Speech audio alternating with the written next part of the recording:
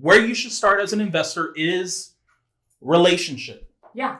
You need to be able to identify someone who you can have relationship with. And a lot of people think about business relationship and it's sort of this hat where it's like, we're just talking about business. No, but I think of it like I have a relationship and we're doing business together. Right. So what does that look like? What does a business relationship look like in property management? It's somebody that you can trust, right? Absolutely. So to that point, what is the process of finding someone that you can relationally connect with? So if you get on the phone with a client, what's the first question that you're asking them? Oh yeah. Tell me a little bit about yourself. Tell me a little bit about yourself, right? So why are you not asking, tell me about your property? Because ultimately we are wanting to start off on the foot of, we want to have a relationship, because that creates equity, like relational equity. That creates just kind of a generalized trust. Now, I'm not talking about, like someone calls and I'm like, 10 minutes after the call or whatever, you're like, that's just, I wouldn't go to dinner with them. Yeah. Like, that's not the kind of relationship we're talking about. Yes. We're talking about a good working relationship where it's like, I know you as a client. When they start telling me about themselves, I can even kind of get a little bit of an idea of like, oh wow, you're busy. Like, I understand why you're looking for a property management company, or you're an attorney and you get it. There are some people that are specialized in what they do and it's worth paying them for it. Yeah. Right. And so you kind of start to get an idea of, how am I going to relate with this person within our business? Yes. Let me tell you why I asked the question. Right. Because I think it's important for everyone to know. And obviously, just so that everybody knows, obviously, Judy and I, we're husband and wife, and we think very independently. And when I'm recruiting clients, or when she's recruiting clients, it looks different. So, but one of the most powerful questions we've been able to really sink our teeth into is, tell me about yourself. Yeah. The reason that's so big for me is because it says that you have a standard about yourself. You're trying to recognize this is a two-way relationship. Right. Are you a good fit for how we operate? Right. And vice versa. We want to know as quickly as possible, hey, this is a good fit. This is going to work, right? Right. The second big point under point number one is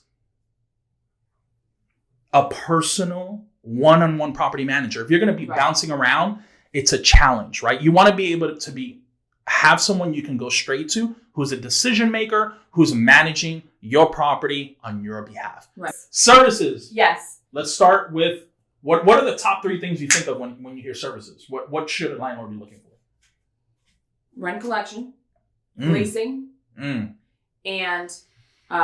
maintenance. Yes, maintenance for sure. And obviously there's a bunch of points that fall under that. One day when we're rocking and rolling, we'll have a list for you to subscribe to, and then you can come and we'll send you a list of all the services you should be looking for. But I would say starting with those three is extremely important. Yeah. Right. So to elaborate a little bit on those 3 points. Yeah, absolutely. So when you look at property management companies, they're all going to do some sort of rent collection, right? They're all going to do some sort of leasing, and they're all going to do some sort of maintenance coordination. Make sure you go over the guarantees, right? If they make a mistake or it needs to be results driven. Like, we need to be able to say, okay, what if my property's sitting for 60 days? Right. What if we can't get a lease? Yeah. And the days on market is 30. Something is not connecting here. So that's just one example. So what are some guarantees that should be included that should be typical? Obviously, there are some companies that have unique guarantees, but you want to be able to look them over and make sure these fit me well. This is what I'm looking for. That makes my heart feel warm. Right. Well, I mean, it seems obvious, right? That good business means you stand behind what you do. Yes. Right. But property management, like many other things, is more, a lot of times, of an art than a science. I mean, there's certain things you can know that you know, but you're dealing with so many different aspects, people and properties and vendors and the owners and, other real estate agents and other brokerages. There's a lot of moving pieces in property management.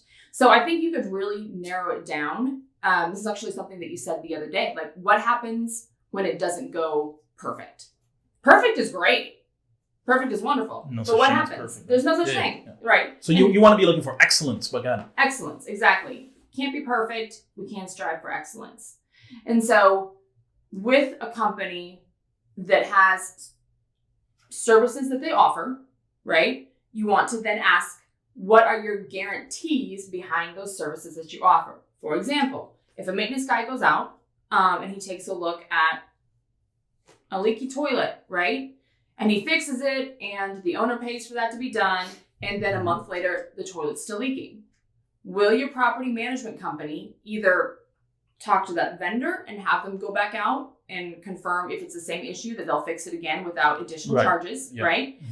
Or are they just, oh, it's leaking again. They put it back in the queue. It gets signed to a different vendor, and now it's costing you money again because it just went back into the queue in the system of the company, because they're not actually looking at the process and they're not familiar with the property. That's where your proproperty manager comes in, right? Exactly, yeah. He's familiar with what's going on. Yeah. This is where you end, which is the fees. The fees. And why do we say think about the fees at the end? Yeah, absolutely. Because if that property management company is coming through consistently with a good business relationship, right? If their services bring maximum value to you, right? And those services are backed up by guarantees, ultimately, those fees that you're paying month to month, it's worth it. If you're thinking that like, oh, well, if I can save 25% on leasing and then I don't want to pay more than $99 a month for management fees, that's cool. But like saving $120 a year because this management company will do it for $10 less a month. Yeah. Like that's one maintenance call. That's one non-guarantee. That's one more. That's one. That's one more day of your property on the market. Yeah. That's so.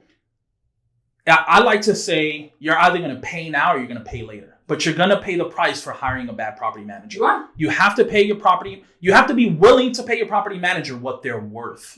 What is their value? And that's why the relationship comes into play. You understanding the services, you understanding the guarantees, right? Because at the end, you want to say, what do I want to pay for this? Right. Yeah. Right? Because at some point, you're going to pay. Yeah. Hey, guys. So before you leave, make sure to like and subscribe. Okay. We're new at this. What's the two things? Jimmy doesn't know anything about YouTube. Like and subscribe before you go. Subscribe. Please, holla.